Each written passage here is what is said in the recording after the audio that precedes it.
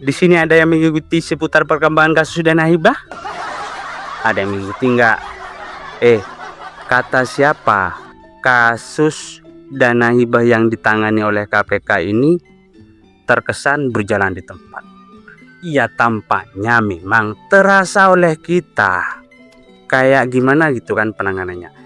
Tetapi lebih dari itu ya ternyata KPK walaupun kasus ini agak terlalu lele ya sudah memanggil, sudah memeriksa beberapa orang yang dipanggil oleh KPK sebagai saksi atas kasus Dana Hibah. Tahu nggak apa update terakhir dari perkembangan kasus Dana Hibah? Ternyata KPK sudah mempersiapkan perkara untuk Anwar Sadat usai memeriksa 6 orang tersangka. Jadi Anwar Sadat ini sebelumnya adalah mantan wakil ketua DPRD Jawa Timur dengan beberapa rekan-rekannya seperti itu. Jadi usai KPK ini menelisik Dana Hibah lebih jauh setelah menetapkan tersangka kepada Satwa Simanjuntak dengan rekan-rekannya, maka KPK langsung melakukan penyelidikan lebih lanjut dan menetapkan 21 orang tersangka. Nah, dari 21 orang tersangka ini satu diantaranya itu ada Anwar Sadat, ya wakil ketua DPRD periode 2019-2024 itulah diantaranya ada almarhum Kusnadi yang jadi ketua DPRD, Anwar Sadat, ada juga Ahmad Iskandar, terus Ani Maslahah kayaknya, iya itu. Nah, jadi wakil ketua DPRD ini itu juga masuk dalam kelompok pusaran Dana Hibah ini. Diantaranya itu adalah Anwar Sadat. Nah, update perkembangan dari Dana Hibah ini KPK memberikan informasi bahwa perkara untuk Anwar Sadat itu sudah disiapkan usai memeriksa 6 orang saksi. 6 orang saksi ini merupakan salah satu penerima kelompok penerima program Pokmas yang berada di wilayah Kabupaten Probolinggo. Jadi ceritanya 6 orang saksi ini kemarin itu sudah dipanggil dan dilakukan penyelidikan lebih lanjut oleh KPK di Polres Kota Probolinggo seperti itu. Nah, jadi bagi masyarakat yang akhir-akhir ini itu cenderung kecil hati terhadap penanganan kasus Dana Hibah, kata siapa walaupun berjalan lambat, yang penting kan pasti daripada tidak sama sekali, kan seperti itu. Nah, ini menunjukkan sebuah keseriusan penegak hukum terutama KPK.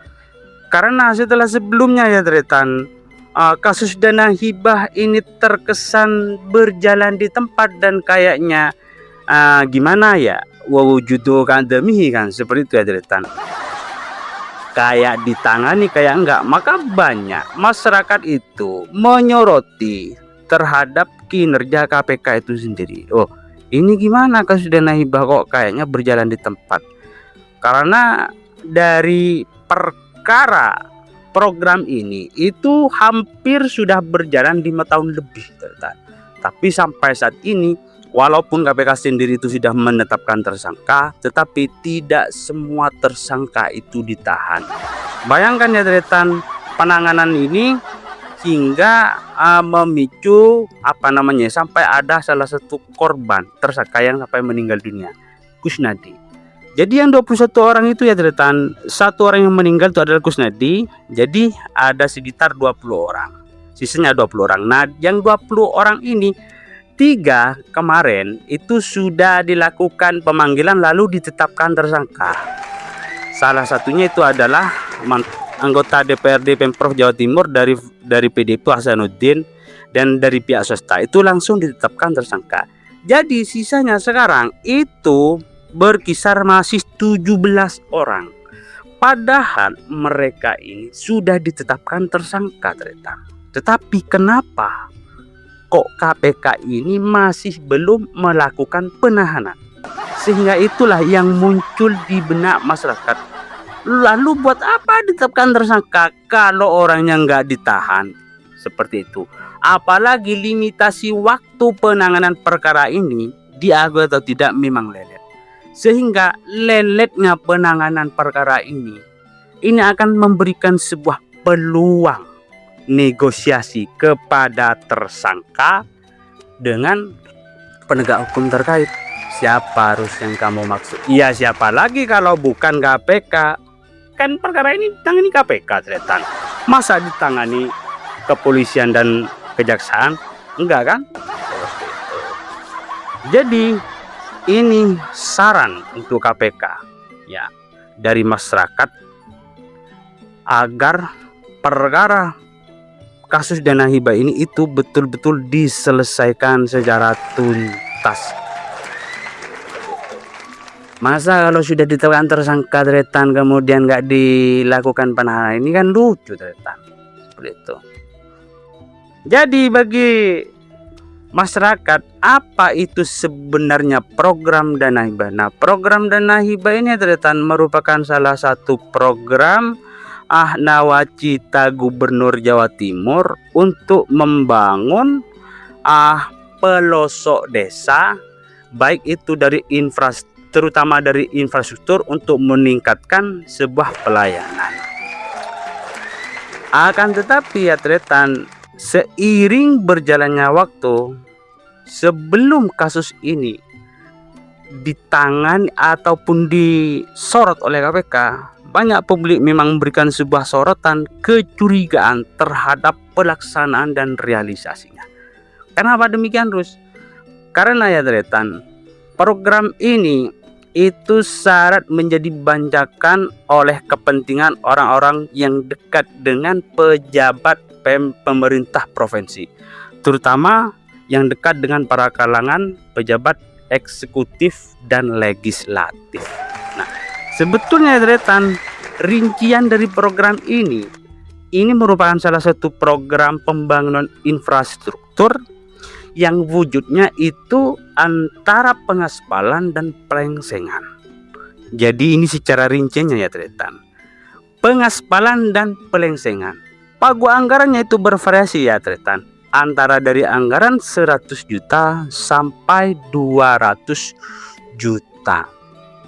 Lalu bagaimana Rus untuk mendapatkan program ini? Nah, salah satu syarat untuk mendapatkan program ini adalah maka masyarakat bawah itu harus membentuk sebuah kelompok yang terdiri dari 5 orang.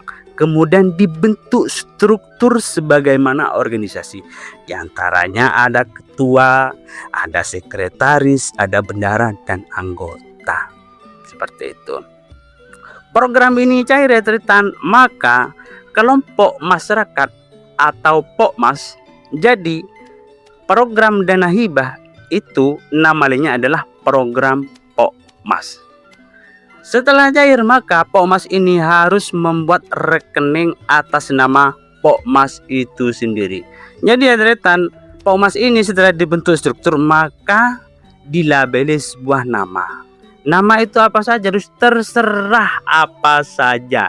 Yang penting itu mencerminkan sebuah nama yang bisa menjadi persyaratan dari program ini. Jadi ya terserah tretan. Nah, sebagaimana memang KPK ini yang sudah memanggil 6 orang saksi dari kelompok dari ketua Pokmas di Probolinggo itu kan diantaranya itu kan ada yang bernama tar dulu ya tretan. Ada yang bernama Najibur Rahman, itu pengurus perwakilan Yayasan Bunga Tanjung. Ada juga Multazam Hairul Anam selaku pengurus perwakilan pengurus Yayasan Darul Ulum Python. Wah, ini dari lembaga kan tretan. Intinya kalau Pokmas ini nama-namanya itu unik-unik tretan, seperti itu. Tetapi tahu nggak apa sebenarnya yang terjadi di bawah terhadap realisasi program ini? Ternyata setelah diperhatikan di lapangan, ada beberapa orang yang menjadi koordinator ternyata koordinator inilah ya ternyata yang mengendalikan semua jalannya program secara teknis di bawah. Di antaranya adalah membentuk kelompok. Ya, koordinator inilah yang punya peranan penting. Sehingga ternyata tayal yang terjadi di bawah ketika program ini cair, ada beberapa informasi yang berkembang setelah ketua dan bendahara ini mengambil uang dari bank, maka setelah keluar pintu mereka hanya diberi uang sebagai tanda terima kasih. Setelah itu uang ini langsung dikendalikan oleh koordinator. Nah, inilah memprihatinkannya dari program ini ya teretan. Andai saja ya, sehingga yang terjadi di bawah ketika pagu anggaran itu misalkan tren 100 juta, maka tidak ayal program ini di bawah itu hanya direalisasikan dan anggaran 40 juta. Sehingga koordinator dengan para cukong-cukong dan oknum-oknumnya ini betul-betul menikmati hadirnya program Pokmas ini. Sehingga tak ayal maka program Pokmas ini itu disebut-sebut oleh masyarakat sebagai program banjakan oleh oknum-oknum tertentu. Misalkan kalau pengaspalannya ternyata pagu anggaran dengan nilai 200 juta. Di bawah mungkin itu hanya dikerjakan sekitar 70 sampai 80 juta ternyata. Mohon maaf ini koreksi kalau salah. Sehingga sisanya itu ya buat a fee di store kepada koordinator, bahkan ada dugaan uang ini itu sampai ke tangan wakil rakyat ataupun anggota DPRD yang mengendalikan program tersebut. Karena program ini ya teman, sebelum direalisasikan itu kan ada aspirasi reses. Sebelum program ini maka DPRD itu melakukan reses kepada masyarakat. Apa kebutuhan-kebutuhan pembangunan infrastruktur yang dibutuhkan oleh masyarakat?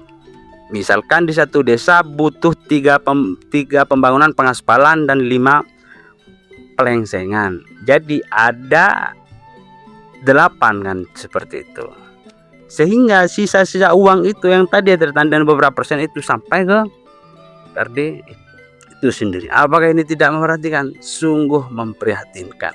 Sehingga ternyata masyarakat itu sangat bersyukur setelah ada penangkapan operasi tangkap tangan yang dilakukan oleh KPK terhadap Sahatwa Simanjuntak, salah seorang wakil ketua DPRD Jawa Timur dari Partai Golkar. Saat inilah ya Tritan yang secara tidak langsung membuka tabir kebobrokan keberadaan program dana hibah. Tahu nggak Tritan? Siapa Sahatwa Simanjuntak itu? Sahatwa ini Tritan ternyata anggota DPRD itu bukan dari daerah pemilihan Madura, melainkan itu di luar Madura. Tetapi kenapa program dana hibahnya, program Pokmasnya ini dijual kepada masyarakat, kepada warga yang bukan dari basic daerah pemilihannya? Apakah ini tidak memprihatinkan? Sungguh memprihatinkan Retan. Mestinya saat ini kan memberikan sebuah program itu disalurkan, direalisasikan kepada dapilnya, daerah pemilihannya. Masa seorang legislator tidak punya konstituen yang menjadi cikal bakal kepercayaan serta penunjang terhadap pelaksanaan pileg di tahun berikutnya? Tentu sebagai wakil rakyat mereka itu pasti punya konstituen yang harus dijaga. Ini sangat parah saya lihat Retan. Saat ternyata menjual Pokmas ini itu ke wilayah Madura, padahal ini bukan daerah pemilihannya. Sehingga pada saat operasi tangkap tangan, KPK itu melakukan penangkapan terhadap beberapa kelompok orang yang berlatar belakang, ada diantaranya sebagai kepala desa, ada yang dari pihak swasta, dan lain sebagainya. Seperti itu. Ya, bagaimanapun perkembangan kasus dana hibah ini tertan harus kita kawal. Terima kasih.